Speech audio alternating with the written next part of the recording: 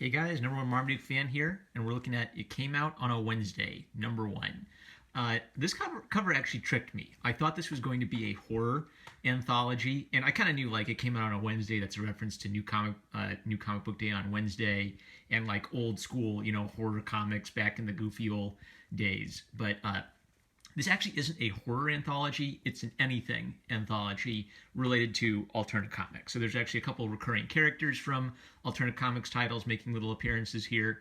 There's some creator interviews and original short stories and short stories that tie into other series, which was part of a contest. I haven't looked up who the winner is. So the thing about anthology is, do you get a few good hits per anthology? And did the ones that weren't as much of a click with you, were they at least enjoyable? And I would say, yeah, this is all overall an enjoyable book with a couple hits that, to me personally, like would be my vote for story contest winner. And all of them do a good job of tying into things that are coming from Alterna. So Alterna's doing yeoman's work in making you aware of their various series and pointing you in the right direction of their various series. So this first one, episode Oneris Meridianus, aka Friday Arvo, because I can't speak Australian.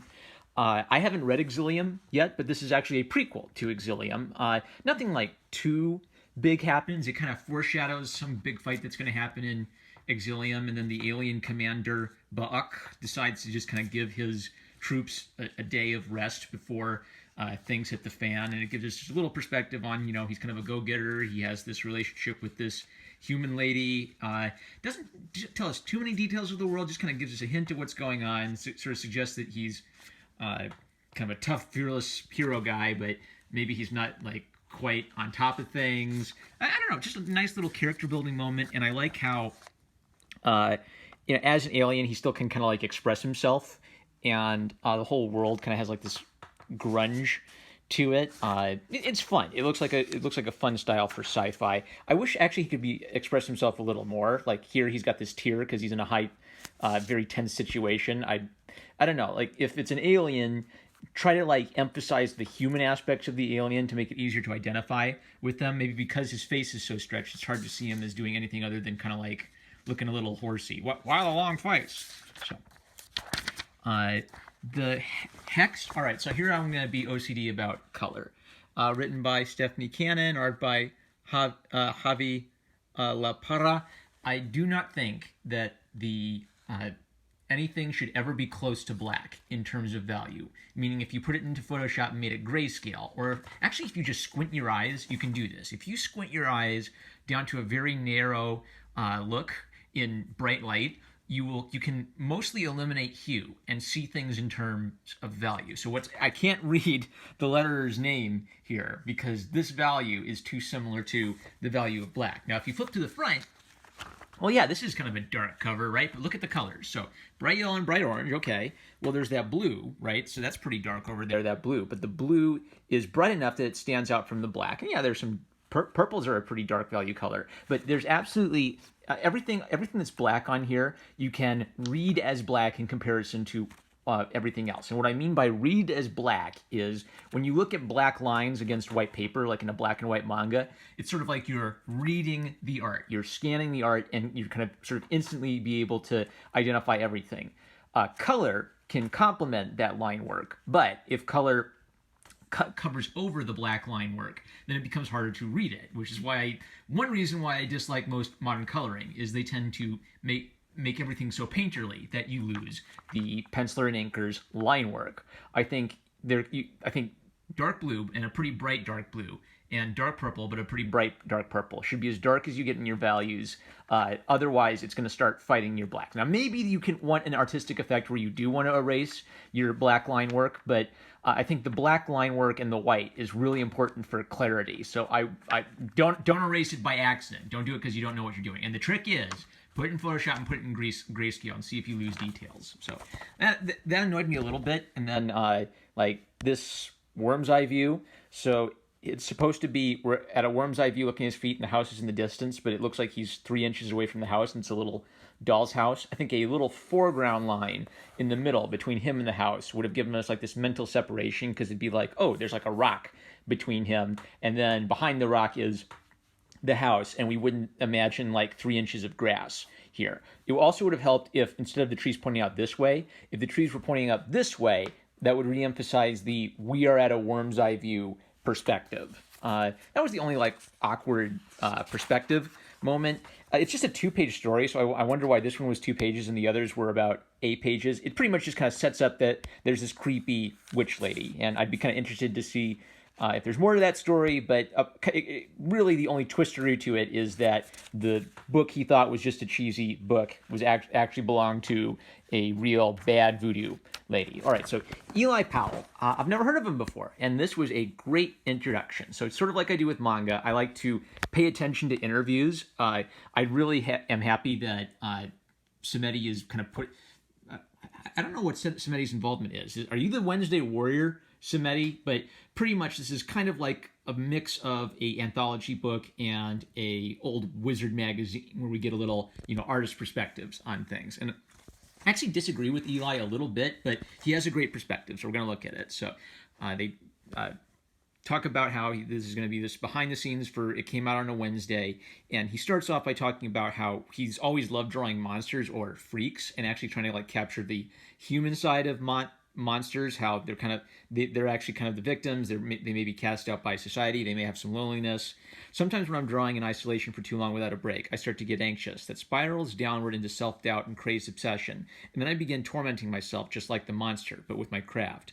I think in some ways the monster in this piece represents a part of myself, a part that needs to be reminded to take a break, and perhaps a part of us who are similarly driven mad from comics and have no choice but to eat our collection. So the illustration doesnent connect to any story in this anthology. It's supposed to just kind of be like a one-off, fun comics monster one-off thing. But I do like kind of the thoughtfulness he has for his craft and the effect of the involvement in the craft on your psyche. I think being an artist is a little bit of a sign that you're a little insane, like something's not right with the world and you've got to make some kind of artwork to reflect that. So it's kind of hard to be an optimist and an artist, but it's also hard to be an artist and sink into that.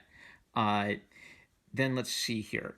All right, so when Wednesday Warrior asks him about his influences, and most people say, oh, this artist, this artist, this artist. You could say my main influence is real life and the world around us. I love the aesthetic of the world, how people look, different cultures, objects, buildings, the city streets, all the little cracks and imperfections, and how it's all just juxtaposed together. I think art is simply an interpretation of all that. And the great thing about comics is that the stories are told through the art. So often I'll look to movies and filmmaking for storytelling inspiration too.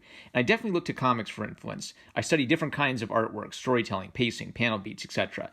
It's just hard for me to enjoy comics because I'm far too busy creating and dissecting them. Yeah, they say like the more critical you get about a medium, the less fun it gets because you're not just enjoying the medium anymore. I feel a real kindred spirit in Eli Powell, I think. So what I try to do is I try to read it once just for fun, and then I go into critique mode. So I at least have like the enjoyable experience the first time before I'm getting OCD. Now, a little bit of a cop-out because, I kind of would like to know what your favorite comic book artists are and how they kind of like move your style. But yeah, the world actually is.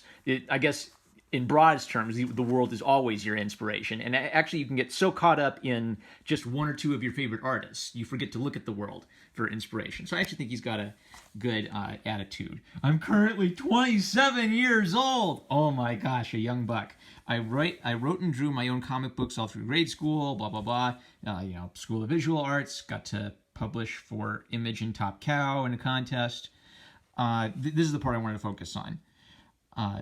I've been working professionally for about 4 years now, but all that means is being able to make a little money to support myself through my art. Money and success don't happen overnight in this industry. Instead, I think real professionalism is more of a mindset, an obsession with creating, and begins with the discipline to work every day, regardless of pay. So I think this is good because he's not content to just like be poor forever. He doesn't want to be. He doesn't expect to be rich overnight, but he doesn't want to. He does want to support himself on his art, and so to get to that point, he's advocating having a attitude of professionalism, obviously toward your clients, toward your customers. That's who you are in a professional relationship with when you're in comics. But also then have the mindset that you do this because you love it. You do this because You'd be willing to do this without pay. You just don't want to do this without pay forever. I think that's a good balance. I think if you go on the other side of the direction, you're just fixating on, I'm a super special artist, everyone pay attention to me, and you don't make any money because you're off-putting. And maybe on the other side is you're just kind of purely mechanically treating this as a career, in which case you should probably do something other than comics. If you want, if all you want is to get rich, you should probably have some sort of personal love of the craft. Is there anything else? You just had some good, really good general advice, like keep working, keep practicing. Honestly, that is the best artistic advice. There's no magic brush. There's no magic piece of paper that does it. Do lots of sequential art, build up a portfolio. Yeah, just good, solid general advice from an up-and-comer. I liked it seeing in his pencil sketch how he kind of almost like tamed things down for his ink, so a lot more distorted here, and then kind of like maybe refine the anatomy a bit in the inks. So cover was one of my favorite things. Mr. Crypt! Okay, so this is the part where I feel like there's a little bit of a miscommunication on what the cover is promising me.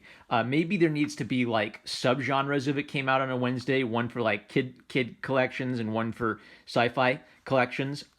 So the cover says horror anthology, and Mr. Crypt shows up and something adorable happens. I love Mr. Crypt. Troy Bevassi, Alexander Jovic. I love that first issue, and I'm going to try to get more. The Maddening Sound is my favorite little story in this entire thing. Words and Letters by Peter Simeti. He should write Superman. Art by Michael Oppenheimer, who's kind of got a sketchy style. Like sometimes there'll be something like the anatomy of this pose doesn't quite work, but I think he sketches over and does like some little like neat painterly overlay effects to kind of give it this cool overall look.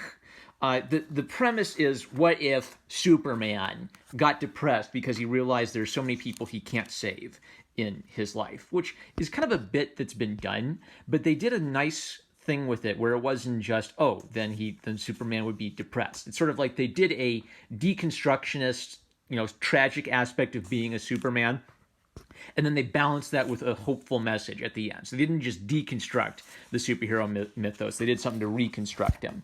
And there was this, I think the art really shines in here with kind of like the blue and white. There are a few little digital effects like the dots and the soft light in the background and the painterly strokes over here. But mostly it lets the art read and breathe. So I can look at it, I can see the black art, I understand the black art. And then the little painterly effects add to it without breaking it or covering it up or getting too... I need to do some videos on just color theory all by itself. So that was the winner for me. This is an ad for Gnome Legends.